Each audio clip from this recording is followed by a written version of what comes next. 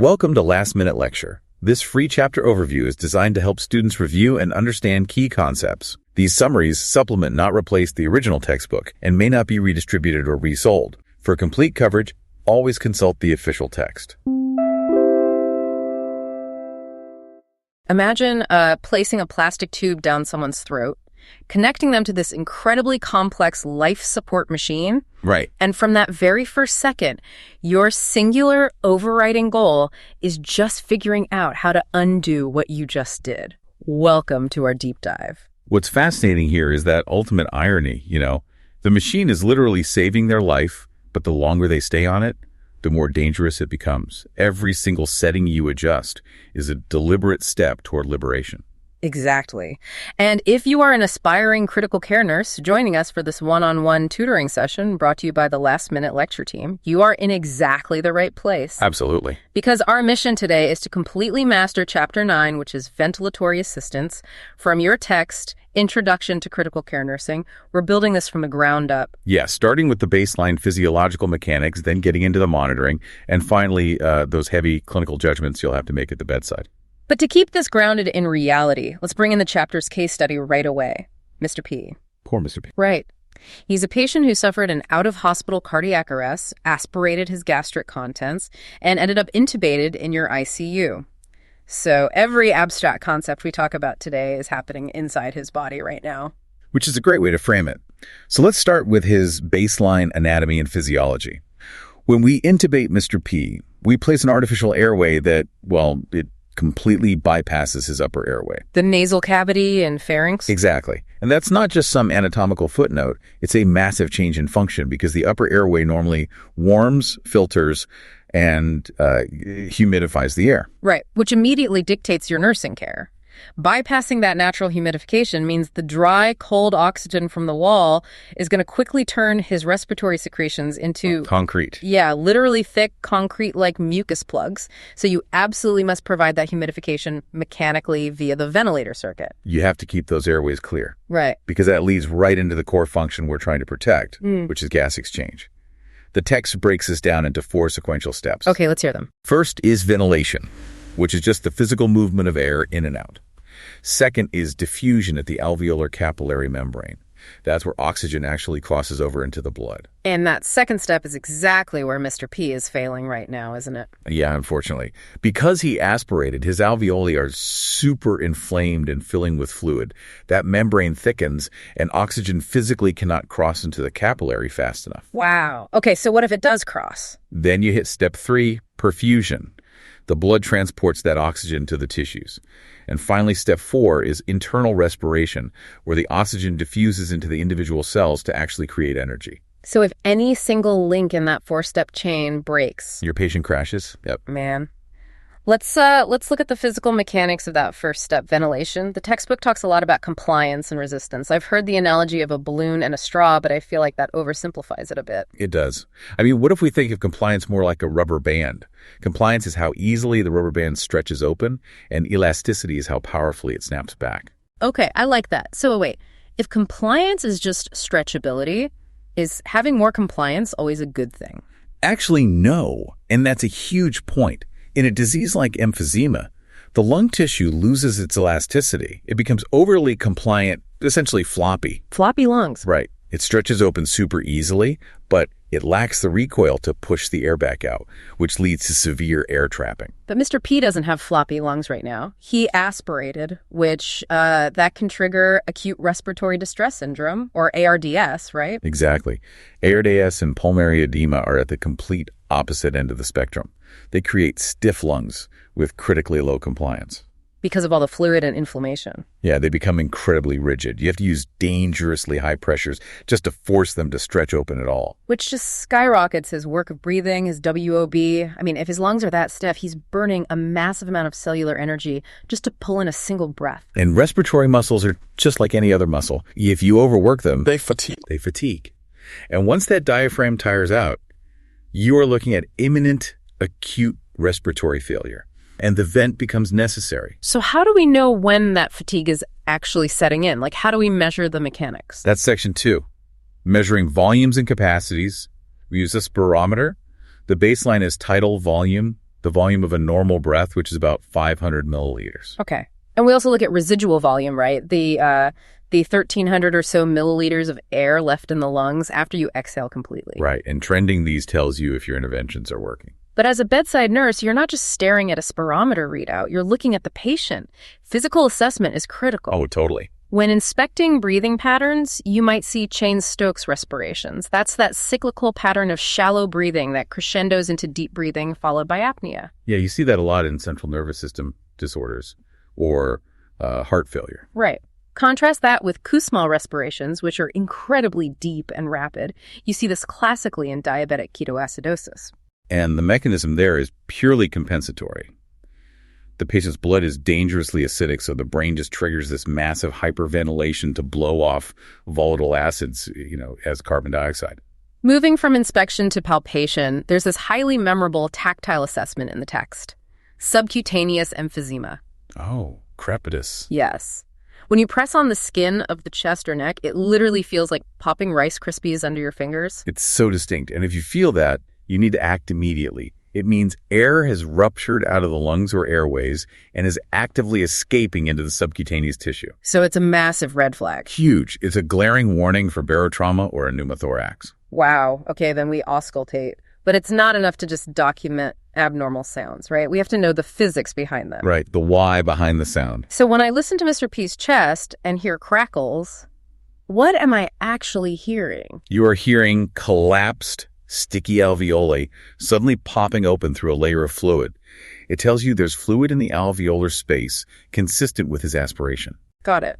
And on the other hand, if you hear wheezes, those high-pitched musical notes, you are hearing air being forced through narrowed constricted airways, which indicates bronchospasm. Okay, so physical assessment gives us the external picture. But to understand what's happening at the cellular level, we need the objective data, arterial blood gases, or ABGs. Yeah, the text outlines a really strict systematic approach here. First, you check the pH to determine acidemia or alkalemia. Normal is 7.35 to 7.45. Okay, step 1, pH. Step 2, you evaluate the PaO2 for oxygenation. Third, look at the PoCO2, which is the respiratory component controlled by the lungs. And fourth, look at the bicarbonate, or HCO3, which is the metabolic component managed by the kidneys. Exactly. And understanding how those systems interact is this delicate balancing act.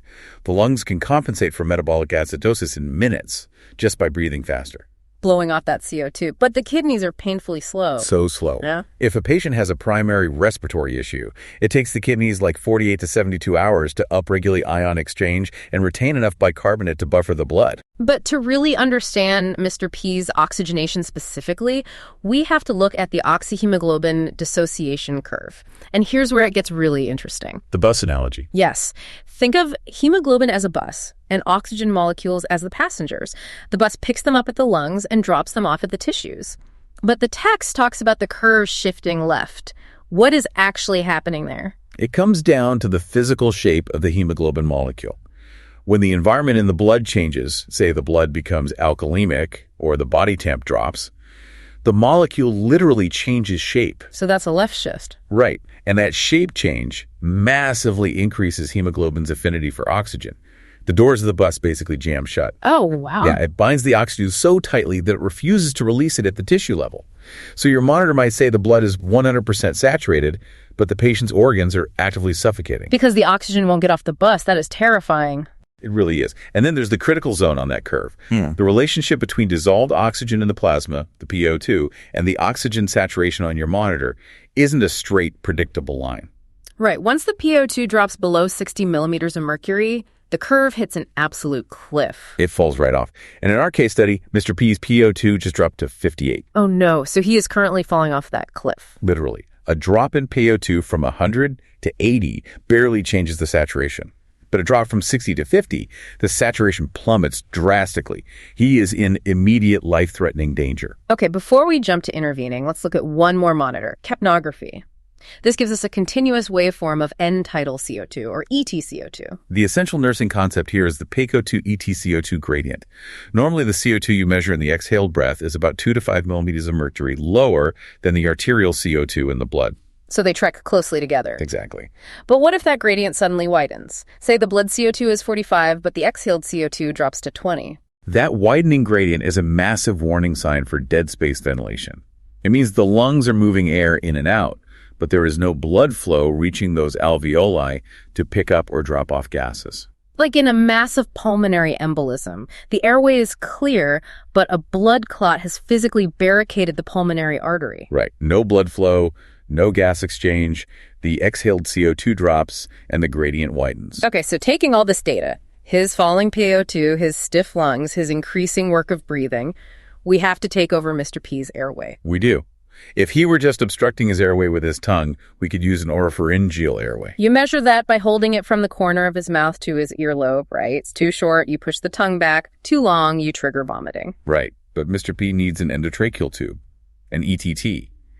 And if he remains on the ventilator for a long time, we might transition him to a tracheostomy for comfort. Which brings up a non-negotiable safety priority. Let's pause here because the Passy-Muir speaking valve trips up a lot of people. If a patient wants to talk, we just pop this on, right? No. You absolutely must deflate the tracheostomy cuff before attaching that valve. Wait, explain the physics of that. So, the valve allows air to flow in through the tube, but when the patient exhales, the valve closes. The exhaled air is forced to travel up around the outside of the tube through the vocal cords so they can make sound. So if that balloon cuff inside the trachea is still inflated, the air goes in, but the exhaled air is completely blocked from going up and around. The air is trapped. You will suffocate your patient in minutes, deflate the cuff, then place the valve. Deflate the cuff. Got it. Okay, another critical airway intervention is suctioning. And the text highlights a major shift in evidence-based practice here. Yeah, for decades, nurses would squirt normal saline down the tube before suctioning to, thin out thick secretions. But the current evidence strictly prohibits that routine installation now, right? Because the pathophysiology just doesn't support it. Saline and mucus don't mix. Instead of thinning the mucus, the saline just washes bacteria from the upper tube straight down into the sterile lower lungs, skyrocketing the risk of ventilator-associated pneumonia. Plus, it displaces oxygen and directly causes hypoxemia. So the correct action is to hyperoxygenate the patient with 100% oxygen before, during, and after the suction pass. Okay, so Mr. P's airway is secure, it's clear, and we connect him to the mechanical ventilator. Now for the settings. Right. How do we set this machine so it doesn't destroy the lungs we are trying to save? Well, we have to respect that mechanical ventilation is entirely unnatural. Normal human physiology relies on negative pressure. Your diaphragm drops, pressure falls, and air is vacuumed in. Exactly. But mechanical ventilators do the exact opposite. They forcefully push air in using positive pressure. The provider orders the main settings, like FiO2, which is the fraction of inspired oxygen, ranging from 21% room air to 100%. And the respiratory rate, which guarantees a minimum number of breaths, and the tidal volume, which determines the physical size of the breath. And the text stresses a very specific detail about tidal volume. It must be calculated using 6 to 8 milliliters per kilogram of ideal body weight. Ideal body weight, not actual. Because if a patient gains 100 pounds of adipose tissue, their lungs don't magically grow larger. Right. If you set the volume based on their obese weight, you will catastrophically overinflate and tear their alveoli. Ouch. Okay, then we have PEEP, positive end-expiratory pressure. So what does this all mean? PEEP is like keeping a balloon slightly inflated between breaths, so it's much easier to blow up the next time, right? That's a great analogy for the lungs. It leaves a baseline of positive pressure in the alveoli at the end of exhalation so they don't collapse. It recruits collapsed alveoli and vastly improves oxygenation. Which Mr. P desperately needs since his PaO2 dropped to 58. So the provider orders his PEEP increased to 10 centimeters of water. But if we connect this to the bigger picture, Yeah. Here's the hidden danger. PEEP is magical for the lungs, but it is deeply toxic to the cardiovascular system. Wait, really? Why? Because they share the same cramped space in the chest cavity. When you increase PEEP, you increase the constant positive pressure inside the thorax. That pressure physically squeezes the pliable, low-pressure walls of the superior and inferior vena cava. When you compress those great vessels, blood cannot return to the right side of the heart. Oh, so your venous return, your preload plummets, and by the Frank-Starling law, if the heart has no blood coming in, it has no blood to pump out. Exactly. Cardiac output drops, and the patient becomes severely hypotensive. So, as Mr. P's nurse, you just dialed his PEEP up to 10. Your immediate priority isn't to walk away. It's to stare at his arterial line and watch his blood pressure. Because his heart is already weak from his cardiac arrest, If his pressure tanks, you need to be ready to administer the faulty fluid boluses to fill up the vascular tank, or maybe start an inotrope like dobutamine to help the heart squeeze harder. That is the essence of critical care right there, managing the heart to save the lungs and vice versa. It's all connected. So let's talk about the modes. The settings tell the machine what to do, but the mode tells it how to interact with the patient's own breathing. We've got this alphabet soup of modes. The two primary volume-targeted modes are VAC, volume assist control, and VIMV, volume intermittent mandatory ventilation. Let's say both are set to a rate of 12 and a volume of 500. In VAC, if the patient triggers an extra breath on their own, what happens? In VAC, the machine senses the effort, takes completely over, and forcefully delivers the full 500 milliliter set volume. Every single breath is a full mandatory machine breath. The machine does all the work. But in VIMV, it's a different story. Yeah. The patient gets their 12 machine breaths, sure. But if they trigger a 13th breath in between, the machine steps back. It lets them do the work. Yeah, it opens the valve, but the patient has to pull the volume in themselves. If they only have the strength to pull 150 milliliter, if that's all they get, VIMV forces the patient to work their own muscles. Which is why VIMV is used as a weaning mode. Beyond those, we have spontaneous modes like CPAP and pressure support, or PS. But in these, the machine won't breathe for them at all, right? Right. The patient must have a reliable respiratory drive. The machine is just overcoming the physical resistance of the endotracheal tube. Because breathing through an ETT is like trying to run a marathon while breathing through a narrow straw. Exactly. Pressure support just gives a supportive push of pressure the moment the patient inhales, erasing the resistance of the tube. So while they're on these modes, what patient data are we monitoring? We check exhaled tidal volume, or EVT, to make sure the air going in is actually coming back out. We watch the total respiratory rate. If the vent is set to 12, but the patient is breathing 35 times a minute, they are fighting the vent or in pain. And we monitor peak inspiratory pressure, or PIP, the max amount of pressure it takes to push the volume of air into the lungs. Because if PIP starts climbing, it tells you airway resistance is increasing, maybe a kinked tube or lung compliance is worsening. Which sets up the alarms perfectly. The alarms are your first line of defense against complications. High pressure means the machine is hitting a wall of resistance, right? Biting the tubes, secretions, pneumothorax. And low pressure means a leak or disconnection. But what is the golden rule? If an alarm is screaming, the patient is in acute distress and you can't find the source. You immediately disconnect the patient from the vent and manually bag them with 100% oxygen. Yes. Take the malfunctioning machine out of the equation. We also have to monitor for trauma from that positive pressure. Volitrauma happens when we over-distend the alveoli, so we keep PIP under 40 and plateau pressure under 30. And that barotrauma can evolve into a tension pneumothorax. Air gets trapped in the pleural space, builds pressure, and physically shifts the heart. It requires an emergency chest tube. Even the oxygen itself can be toxic. FiO2 at 1.0 for too long destroys the lung tissue. And then there's the VAP bundle. Ventilator-associated pneumonia. Elevate the head of the bed, subglottic suctioning, oral care. And a fascinating GI detail. Feeding patients high-carbohydrate formulas increases CO2 production, which increases their work of breathing. It can literally cause them to fail weaning. Which brings us to liberation. Mr. P is getting better and we need to get the tube out. We assess his readiness, hemodynamic stability, adequate oxygenation, muscular strength. We test that strength with spontaneous breathing trials, or SBTs. We switch the vent to pressure support and see if he can maintain his own breathing. But the text emphasizes that SBTs must be perfectly synchronized with sedation vacations. You can't assess his drive if his brain is clouded by propofol. You let him wake up and see if he can fly on his own. And if he passes, the tube comes out. What an incredibly dense journey. From gas exchange to hemodynamics, vent modes to weaning. Let's briefly recap before we go. We covered normal pressures, physical assessments, ABGs, the balance of vent settings, those tricky hemodynamic side effects, and liberation. Before we sign off, I want to leave you with a provocative thought. We've spent this entire time learning how to manage the physical lungs with this advanced machine. Right. But in a world where ventilators perfectly mimic human breathing, what does it mean for our holistic care that a patient's biggest hurdle to getting off the machine is often psychological dependence? The anxiety of having a machine breathe for you for days. When you ask them to do the work again, the panic sets in, they hyperventilate, and they fail the trial simply from fear. Exactly. So how will you, as their nurse, treat the mind when the machine is treating the lungs? That is the true art of critical care nursing. Beautifully said. Thank you so much for joining us for this deep dive into Chapter 9. On behalf of the Last Minute Lecture team, we wish you the absolute best of luck in mastering this material. You've got this.